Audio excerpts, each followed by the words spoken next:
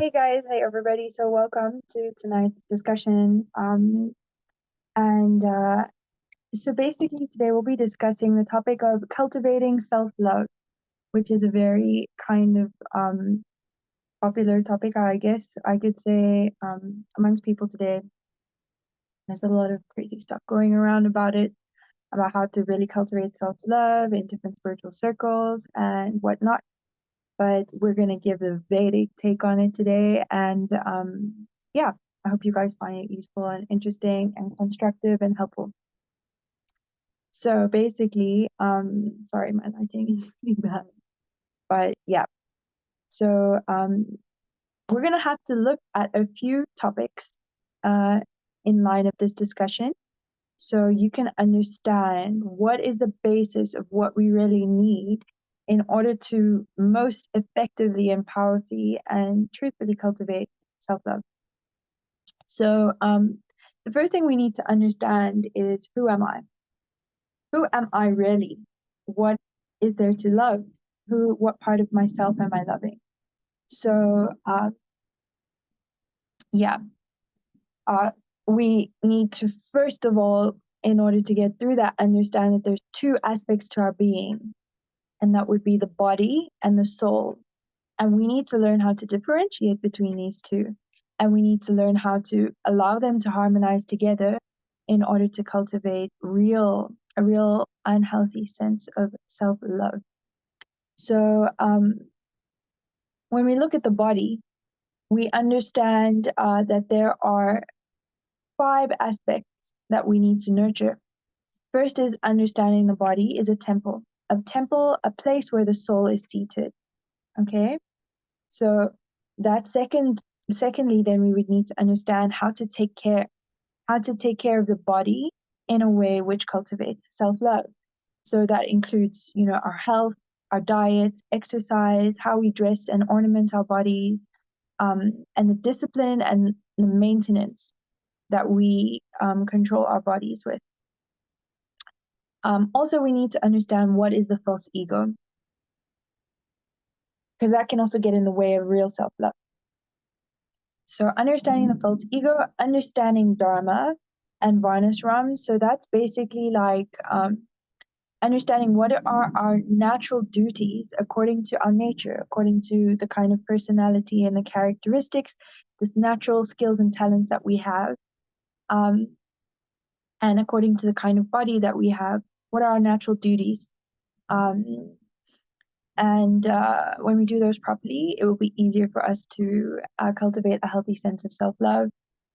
And lastly, we need to understand how the mind works, how to rein in the mind, how to control and use the mind as a positive, befriended tool in cultivating a healthy, true sense of identity. So we'll look at those topics in terms of the body, in terms of the soul, which we'll probably go into next week or a little bit today as well, is understanding knowledge. So we need to understand a little bit of knowledge about the soul. We need to have a little bit of knowledge about the soul in order to learn how to love it and identify it. We need to cultivate a little bit of meditation to connect with the soul. We need to understand God. We need to understand what our goals are, and we need to cultivate healthy goals. What are real goals? Should our real goals be? We need to have a healthy amount of discipline actually in our lives in order to cultivate a positive sense of self. And also we have to respect other living beings. And that's very important in learning how to cultivate self-love and learning how to access our true identity. So we'll look at those two aspects of who am I, the soul, the body, where do I fit into this in the middle of all of that. And we'll also explain, how does God come into this? What is God's love for us, and why is it maybe the purest kind of love that we can understand? That would be a good foundation for cultivating a healthy sense of self-love. From whatever cultural background you're from, you can connect with this. We also need to understand that I have all of God's qualities in me. We do have all of God's qualities in us, to a certain little degree. So we do understand that we are very unique. We are extremely unique, and we bring something valuable, for being very unique souls and beings. And it's not that we're like expansions of God, or that we are like all little gods. It's not really like that. It's not that we and God are one thing. We are separate to God, actually. And we have a very individual and unique identity. Like literally, there's just one you in the whole of eternal, entire existence, forever and ever, entirely. There's just one you. So definitely, you should love yourself because you're unique and you're special. So we'll also understand how love opens up, in the mood of service. So this meditation on the mood of service, like what is service, why, to who, and how that expands our capacity for love. And also, we need to cultivate a sense of gratitude for everything that we are, for everything that we have, all of our skills, all of our beauty, everything that makes us unique, and even the things that don't make us unique. Everything that we've been given is a blessing, and everything that we have is a blessing, just in our being. So cultivating a sense of gratitude really explodes a door of for love to open, to expand. So yeah. So let's just start with the basics. And the basics are understanding that, yes, okay, first of all, the body. We need to get the body under control and have a healthy sense of identity, knowing what's separate between the body and the mind, in order to have a good sense of, okay, this is who I am, this is what's to love, this is what's to fix and cultivate, etc., etc. So first of all, in order to maintain this beautiful temple which we've been given to house the souls, that's just quite a miracle, actually, because it's just like a bunch of atoms just really miraculously acting together quite incredibly to create this whole moving thing, that's getting us from point A to B, that's like doing a lot of stuff for us in this world. Just a bunch of atoms. So what's making it all animated and act all together like so uniquely and beautifully is the soul, really. So we can't access the soul if we're not in good control and have a good relationship with our body. So our health is a foundational thing that we need to take care of. Take care of to a healthy degree, not excessively and not too little. So don't neglect your health and think that you're going to cultivate a good sense of self-love. That's just not going to happen, because your mind and your body is just going to be distracting you from thinking straight and understanding yourself correctly. So you need to kind of keep yourself in a state of no anger and no stress, because both anger and stress create a sense of illusion. Actually, anger creates a sense of illusion. It kind of it doesn't give you a good perception of reality, and stress destroys your health. Stress destroys your health and your focus and your positive motivation to do anything, and that can't really make us happy. So we have to have self-restraint. We have to practice self-restraint from things which damage our health. That includes drugs and alcohol and eating badly and doing bad routines and habits and going into places which affect our body negatively, exposing ourselves too much to that, etc., etc. We should drink a lot of water all the time, pray on that water and offer it to the gods, because that consciousness affects the molecules and how they vibrate and how they arrange themselves. And drinking consciously that blessed offered water can really also just give us a good energy and take all karma out of that as well. When you offer something to the gods, it takes the karma out of that whole thing, because it's a little bit of karma. Like if you break a leaf off a spinach plant, it hurts the plant. So yeah, so a healthy diet would mean that you need to know your nature, know what foods are good for you and which foods are bad for you, And in general, for everybody, foods in the mode of goodness greatly uplift the consciousness and they bring us satisfaction. So we don't overindulge and we don't keep focusing too much on it to seek out more ways to enjoy it, because we feel satisfied when we eat foods in the mode of goodness. So that would be foods which are juicy, healthy, healthy amount of fatty, fresh, and vegetarian, natural, um, not pickled and mixed with chemicals and old or putrid or rotting.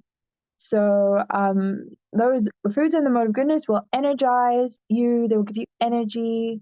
They will energy is good because exercise and activity will make your body release positive endorphins. Okay, and that will help you to be happy and focused and access your spiritual nature. So we need to eating healthy will also medicate your body. It will put a bunch of healthy stuff in your body. You won't need to take so many pharmaceuticals or get sick, and that can really draw us back a lot and dampen our mood. So yeah, it can empower us to eat healthy and take care of our health. You need to eat foods which are bright, bright natural colors, which are fresh and not old or rotting or frozen or canned. Um, and food that you eat also should have been prepared within the last 3 hours. We shouldn't really eat food that's older than 3 hours. And yeah, natural, not overly processed. Overly processed grains and things are pretty bad for us. And they just dampen your energy, that dampens your consciousness. That's just no. So exercise is really important. Exercise is really important. A lot of people, especially even devotees, don't take it so seriously because they think, I'm not a body, but it doesn't really work like that. Even though you're not the body, you need to take care of your temple so that you can access your spiritual qualities and that you can do your spiritual activities with energy and focus, even your normal things. You're just going to struggle if you don't do that, and our body needs to keep fit. So it's blood flow and oxygenation, like when your blood, is moving and it's cleaning out things, it's taking toxins out of your body, it's putting happy endorphins into your bloodstream, which are enlivening your mood and enlivening your relationships and enlivening your attitude and your insight into things. It's giving you more energy, so you're more enthusiastic about, doing more things and getting all your tasks, your daily tasks done, plus being excited to do more spiritual activities. Oxygenation is good for our intelligence, for clear vision and understanding of things, it's make us cloudy and tired and brain fog. It can create so many problems, like, in our relationships, in our services, in our work, and it can increase our stress and our feelings of not ability to do things. Like, we don't need that. So lack of exercise is also a cause of depression. It really is, and that creates also a sense of illusion because your body is chemically addicted to being sad, and you can have a bad attitude, you can piss people off, you can have a bad work ethic, you can lose opportunities in your life, you can damage relationships in your life, you just be unhappy, you have a poor sense of self. So it's really easy to avoid, just get up and just take a run for 20 minutes 3 times a week, just get that blood flowing. Digestion, exercise helps with digestion. So your things are moving, coming in and out. It's coming in and out. It's not getting stuck or poisoned or putrid and causing problems and infections and things, It helps to release a buildup of natural toxins because toxins build up in our body. This body is like it's constantly changing and it needs healthy activity to flush out. And we have to stretch. You have to stretch because this is really calming. It reduces your chances of injury. There's also a lot of psychological effect that stretching has, which also enables us to actually go deeper into accessing our spiritual nature, the most beautiful and amazing qualities of our being. So it's triggering something in your memory. And so that's very good to stretch. It's calming, it's healthy, it's like so good for your body and your being. So do that, have discipline and maintain yourself. So discipline, regulation, not overdoing or underdoing things. This is discipline. Being regulated, going to sleep at the same time, waking up at the same time, eating at similar times throughout the day, having kind of routines really will help you to settle your mind, settle your anxieties and your stresses, and be able to focus on higher things and feel a greater sense of happiness and cool, like chill. Um, so just enough of everything that you need, not overdoing it because that also kills your vibe. Avoiding indulgence in things. Sometimes we just enjoy something and we just want to indulge in it,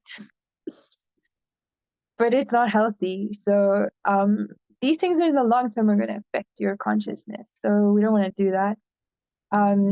And we don't want to become too attached to the mode of ignorance, which is like laziness, sloth, oversleeping, being grumpy, aggressive, eating, old things, being overly attached to old habits. Just really try to avoid anytime you feel that kind of growing on you, because it's really going to cloud your vision. So also the way that we dress this temple, how we dress this body, can really help us cultivate a healthy sense of self-identity and self-love. So we want to dress modestly, especially according to time, place, and circumstance. You want to attract the right kind of attention to yourself. And that's going to help you psychologically, emotionally, spiritually, and in all areas. If you're trying to attract the wrong kind of attention, which may be like too physical or too sexual, you're going to attract a lot of shallow attention, a lot of materialistic and exploitative personalities and natures, and that's going to destroy your sense of self-love. That's going to destroy your healthy sense of identity, because you will become accustomed to exploitative, low-natured people and things, which sexual energy can bring out a lot of low-natured moods and things. So that feeling of modesty, of attracting attention to your personality, to your face, to your being, is very empowering, and it gives us a very healthy sense of confidence, and it attracts respectful people to us as well, and people take us more seriously also. So that's very nice. You want to wear clothes which are clean and fragrant. You want to keep your body clean and fragrant, positively fragrant. That leaves a really nice impression on others and on yourself. Just like, yeah, I'm so fresh and I'm so clean. It's a positive vibe.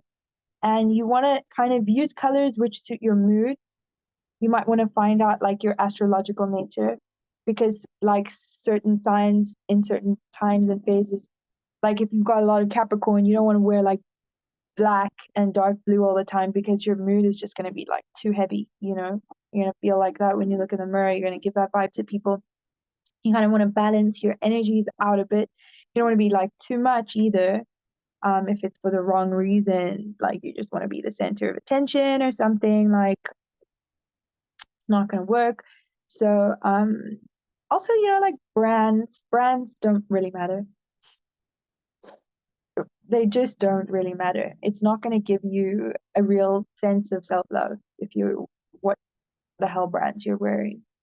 It's more about dressing to your mood and your personality, and in a modest and a respectful and a considerate way. It's also respectful because, like, people are married, some people are monks and things out there. Why do you want to attract that kind of attention? You need to attract attention which is respectful and deep, to cultivate healthy relationships which are going to make you happy. So also, like, cultural appropriation is a little bit of an issue, and it can mess with your sense of identity a little bit. So be careful, like if you come from a superior kind of a historically superior considered kind of culture, how you wear things from other cultures, because it can be offensive, and it can create bad impressions in your own mind about your sense of identity. So, I mean, I guess in some circles it's kind of popular, but people appropriate things, so they use them without knowing the true purpose and meaning of those items.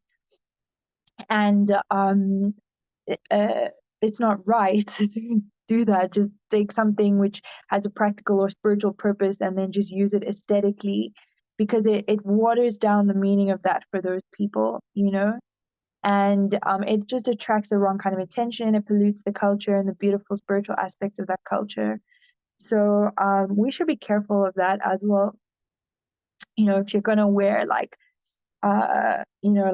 beautiful Indian jewels and attire, you should find out what they actually mean and when they're actually worn traditionally in that culture, and do it in a respectful way if you really align with that, rather than just doing it for aesthetics, because it's a thing. You should study about cultural appropriation.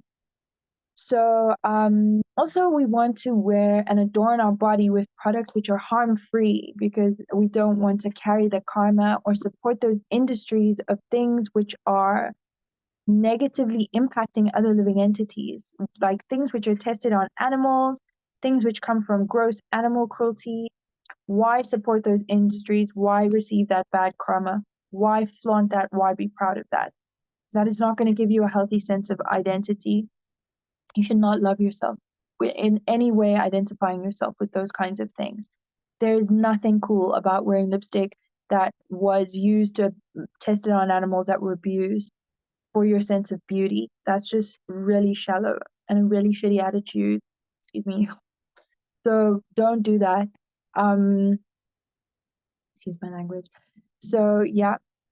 Again, okay, another aspect of our material or our physical, our bodily nature is understanding, what is our nature? What are the kinds of works, talents, and areas of physical activity that I am naturally have skills and talents in, that I find easy, that I find my mind is very settled and peaceful and functional, are very productive when I'm doing that.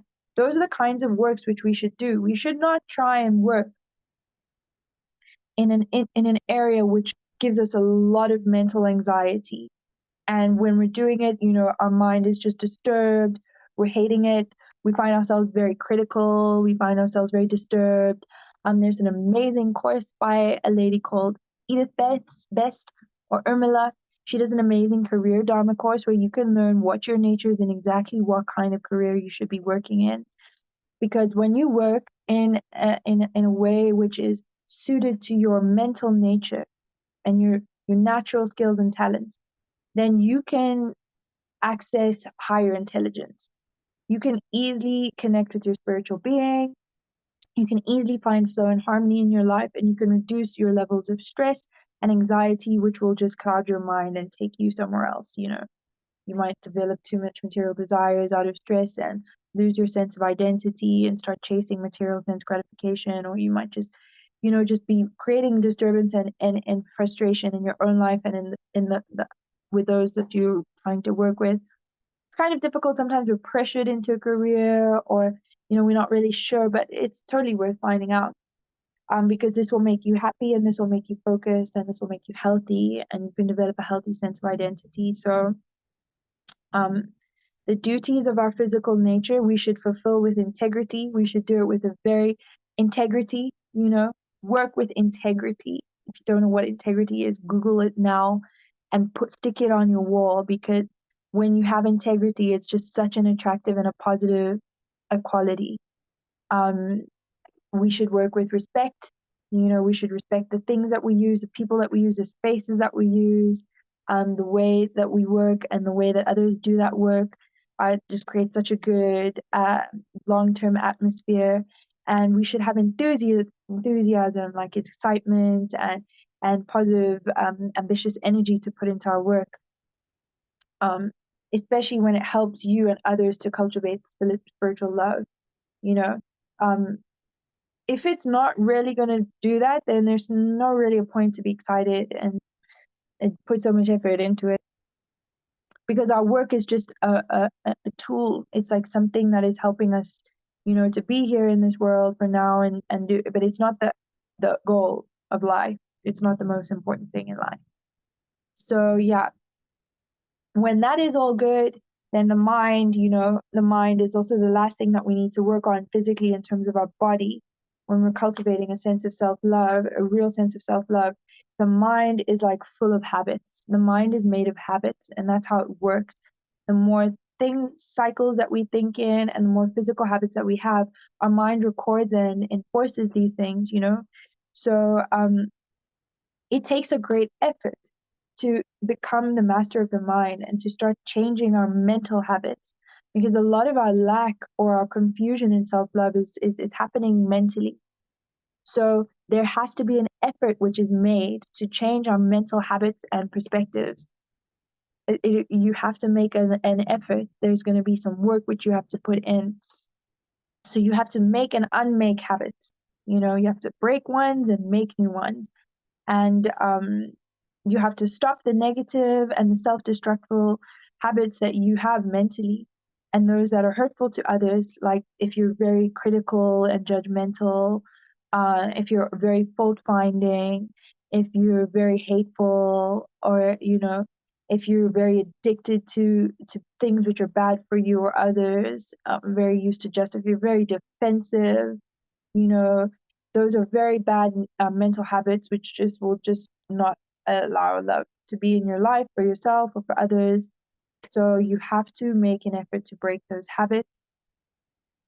Um, so we can start with writing, we can start with journaling, because we're not aware and we think of things and they come and they go in and out of our mind. So we can't really catch and just fix those things until we like sit down and, maybe with someone like a therapist to talk to, and also like just a journal and start writing things down when you notice, oh, I have this bad habit. Okay, what are the positive ways to counter it? Okay. um you have to constantly counter negative mental habits with a positive one. That's the process of changing. That's the process of becoming a master of your mind. So every time you catch yourself with a negative mental habit, write it down and figure out the positive counter to it. And every time you do that habit, think the positive counter, act out the positive counter. Fake it till you make it. You just have to practice and practice and practice. And eventually you will just naturally transition. You'll naturally transition. So it takes that effort and that effort to identify, to, to find the solution for, and to repeatedly practice until it really works. And then yeah, so that also another thing you can do is affirmations. Affirmations mean you write down positive sentences. It's like you write down repeat affirmations. It's positive self-affirming phrases. Positive self-affirming phrases that you repeat to yourself every morning and day to assert suitable self-reinforcements and goals. I'll repeat that. There are positive and affirming phrases that you repeat to yourself every morning and day to assert suitable self-reinforcements and goals for yourself. So these are not envious goals, and these are goals which are accessible for you. So you have to repeat that for months. You're not going to pick on a trait in something in someone else that you really, really want and you're envious of them, but it's just not accessible or it's something natural for you, because then it's just not going to work. You have to really think about who you are and what your strong qualities are, and what are strong qualities that you can and want to develop and that you should develop, and that are accessible, that are within reach for you, healthily. And just start there. Just start there. Write it down, um, I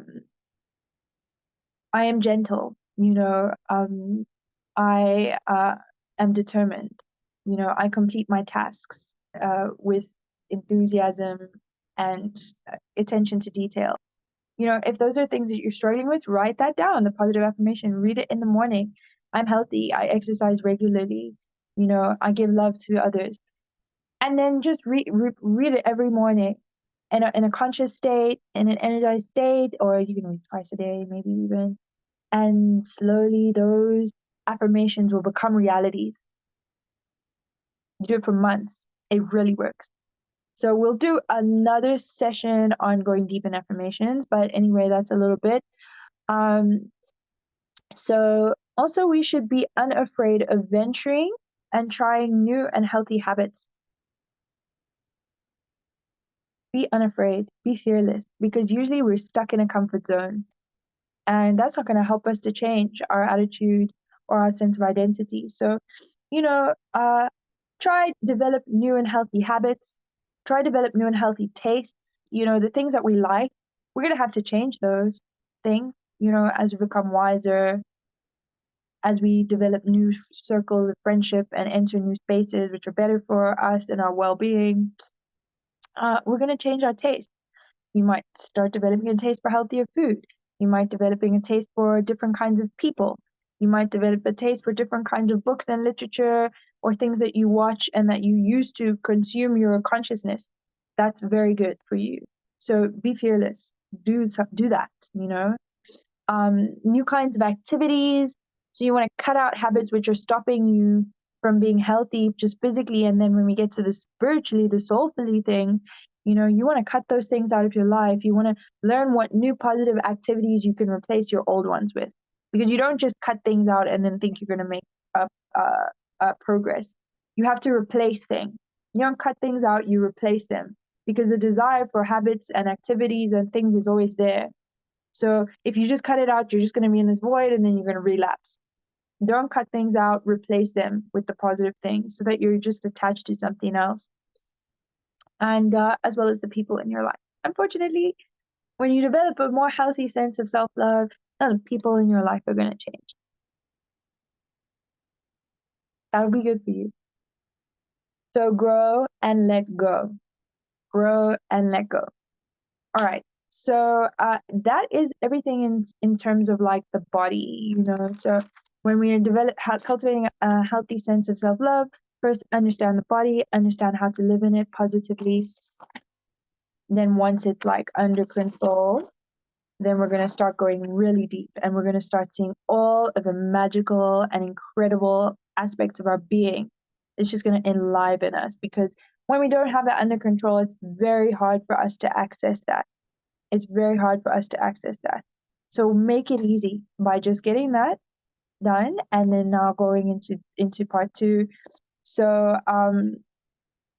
yeah, I guess we can start with understanding that, when the mind settles from controlling all of this material nature, then we can access our spiritual nature. We cannot access our spiritual nature when our material nature is like, love opens when we're in the mood of service. Love expands when we're in the mood of service, because this is actually our natural state. This is a natural conscious, this is the spiritual, deep spiritual natural state of who we really are, everybody on a very integral level. We don't have a clear idea of that, but it's true. So all of our bad qualities come from selfishness and envy. Yeah. On a very deep level, like even the whole reason that we're in this crazy world, comes from this sense of envy. So we can undo that by first understanding what does it mean, that our original conscious state and our most natural state of being is in the mood of service. So we can access real and not shallow or temporary kinds of bliss, real kinds of bliss and knowledge, and all of the divine and godly qualities of our true inner being, like those beautiful qualities, when we're in the mood of service, and when this mood of service is directed positively and healthily.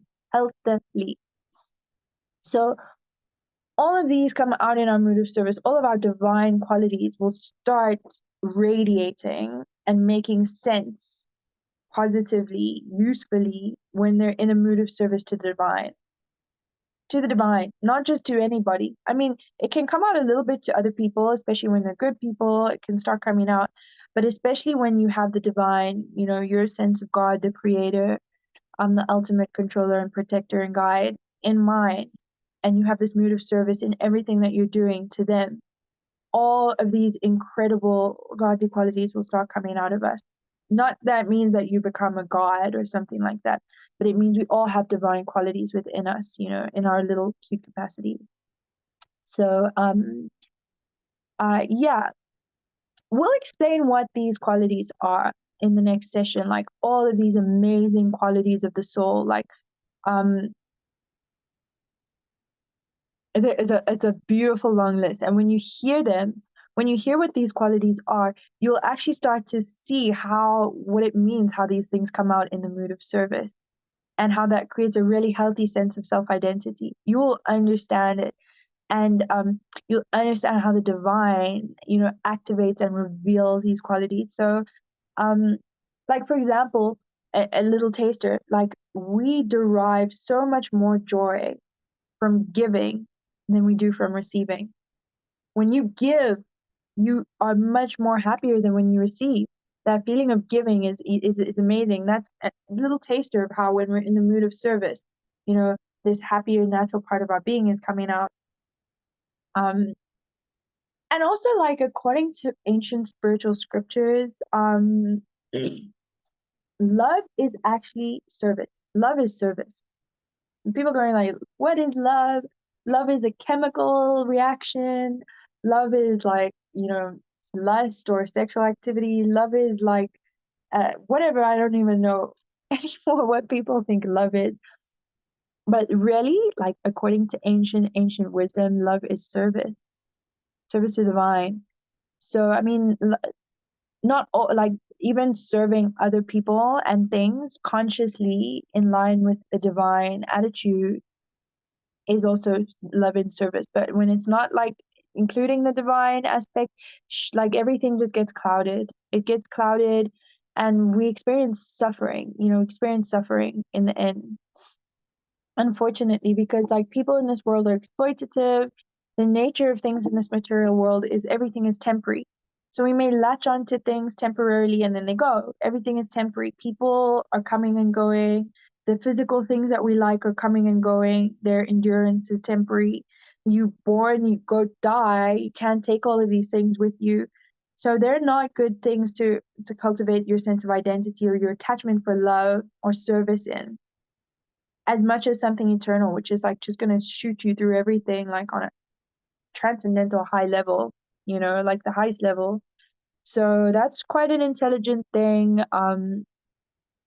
Understanding that love is service, this can really expand our growing identity of what really to love in ourselves that's not illusory or temporary.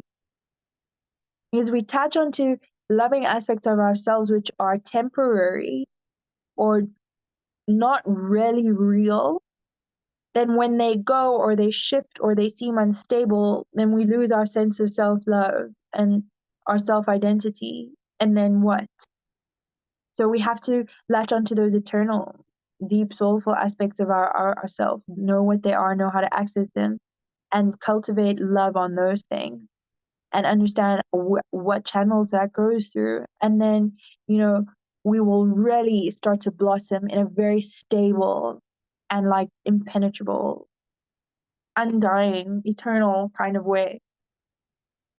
I mean, that's a pretty cool prospect. So, for example, like one guru who I always take reference from, Srila Prabhupada, he said some really insightful things on the topic of self-love. And so one thing, for example, so I'm going to bring up a little screenshot here. Let's just get this.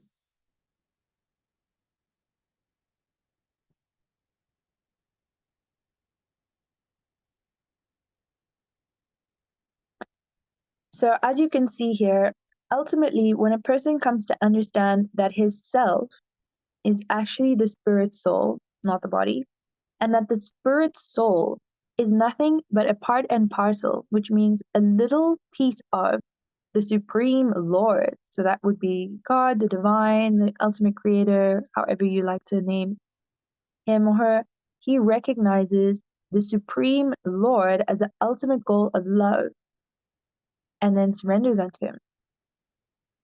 So when we can understand that, we are a little piece of that divine, ultimate divine creator, then we can understand that surrendering unto loving that divine creator is this doorway, the same thing as learning how to love ourselves authentically. as a little piece of all of those beautiful and perfect qualities. Not as that great whole, but as a little piece of that, you know, because clearly we're like a little piece. We're just like these little hopeless living entities in this crazy material world, um, making so many mistakes, experiencing so many illusions, you know, with so many imperfect senses. Like our senses are just constantly misjudging and not spot on. They're so limited according to the capacity of like our brain and our physical limitations. We make so many mistakes. You know, sometimes we have this desire to cheat. So these are very good indications that we are not perfect beings and that we're like little. We can see that we're little. We can see that we don't have an ultimate sense of control of everything that's going on, of everyone. We cannot control the weather. We cannot control the outcome of everything that we do. We cannot control other people. We cannot control, you know, but there's some divine, greater being that does these things. And sometimes we have experiences where we can't deny it. Sometimes we're in denial. Sometimes we just want to be that ultimate being, a little bit of envy. But unfortunately, we're just not. We just don't have that much strength and capacity. But we have a little cute package of divine qualities in all of us. Yeah, we do. So that's very nice to cultivate those. And basically, what Prabhupada is saying is that, you know, we're kind of lost if we're just focusing on love on ourselves. We'll become kind of lost. Like if love is just about loving myself, then it's always just gonna feel like it's not enough. It's gonna be a little bit confusing, a little bit inaccessible, and then this kind of expands. Like when if you actually follow it, when we just focus love on loving ourselves, we can a little bit expand that to loving our family. We might expand that to loving our community, our nation, and then we think we know what love is, self-love is. You know, I'm a proud American, or like, uh, I'm proudly black, or whatever it might be, I'm Balkan, or and we love ourselves, but that's not really the whole thing. And if you think about it, if you really feel it out, you just won't feel like it's really grasping. There's something in that that just doesn't feel wholesome and complete, you know? So basically, just thinking of love in terms of ourselves, our family, our community, our nation, the world is not the full picture. Without understanding that love, firstly and primarily, comes and centers around love of the divine, of God, of the Creator, and that everything, including ourselves, are His expansions, and then loving them from that angle and loving yourself from that angle, yourself as a little piece of God, and everything as an expansion of God's energy, the divine energy, and loving things from that angle. That is just going to be like a full on, full blown, full ultimate experience. That's going to be the one that works every time. So, through the eyes of that, we have to develop self love. And this is what Prabhupada explains, through the eyes of loving God and seeing everything as gratefully, blessing, beautifully put here by Him for us to work with and learn and grow through. Yeah,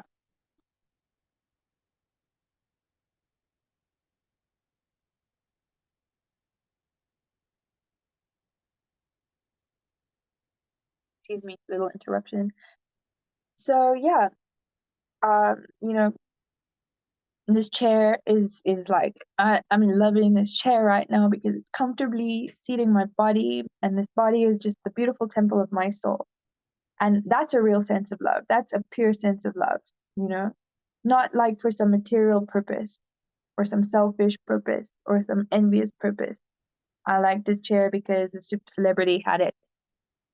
That's not love. Or, I like this chair because it's making me look like, powerful. That's not love. Think about it. It's not love. But when I said it the first time, it just felt like blissful. Blissful means spiritual. Bliss is always connected to spirituality. Otherwise, it's not bliss. Then it's maybe material, temporary happiness. So, yeah, we can love things and we can love ourselves when we see it through a spiritual lens. And what we're going to elaborate on more in the next session, okay, where it's just really going to get deep and it's going to get lit, because this class is like, but the next ones are really way more interesting and fun. Actually, topics that came up is like, okay, now we're going to go on the soul level. You know, what is the soul? Like, what are the qualities of the soul? What are the different ancient literatures identifies qualities of the soul, you know, in divine masculine and divine feminine, um, through ancient principles. How do we know like what these things are? How do we understand God in this way, like, and how that relates to us? And how do we access these qualities? Like, how do we actually access these qualities in our being and cultivate them and nourish them and blossom them and radiate them? And so, what things do we need to readjust or balance or discipline in our lives in order to do that?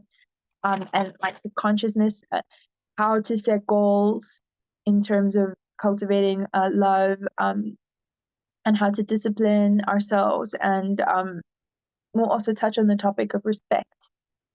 Um, and yeah, that's all going to wrap up really nicely. So you're just going to have this impenetrable way, method, and way to access like a true and a long-lasting sense of self-worth and self-love. So I hope that really helps, because I think a lot of people are struggling with that in today's world. And this is going to have a multitude of positive effects in your life when we can kind of have this kind of healthy foundation. It affects our relationships, it affects our work, it affects our ambition and our determination and our capacities in life. So definitely please share it, tune in, take notes, try it out, and like let's just create like positive, positive, positive, positive change. All right.